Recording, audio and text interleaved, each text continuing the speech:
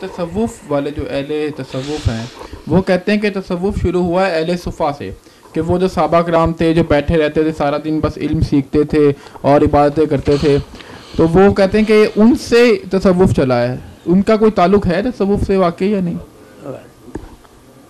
یہ بے علم لوگ جو ہے نا، انہوں نے جب اس بارے میں سوچا نا کہ تصوف کہاں سے نکلا، اس کا روٹ کیا، تو کئی لوگوں نے کہا صفا سے، مگر دوسروں نے رد کر دیا کہ صفا سے اگر صفت بنے نا صفیون بنتا ہے، اس میں واو نہیں آتی اور فا پر شد ہے، صفیون، پھر یہ کہنا چاہیے تھا، یہ نہیں. کچھ نے کہا صوف سے نکلا، صوف اون کو کہتے ہیں، یہ پشمینہ پہنتے تھے پہلے صوفی جو تھے نا، اون کا لباس پہنتے تھے اپنے آپ کو نا پسینہ آئے اور تنگی ہو، اس لیے کہلاتے ہیں.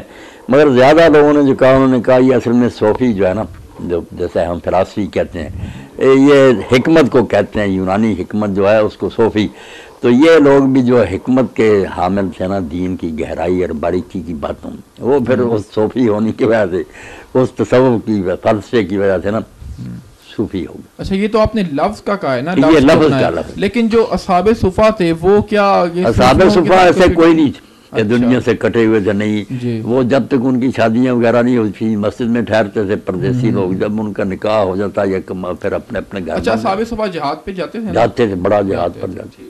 پورا رسالہ ابن تیمیہ لکھا کہ سب باتیں ان کے بارے میں غلط ہے، وہ کوئی تارک دنیا لوگ نہیں تھے. صحیح. اچھا مولانا صاحب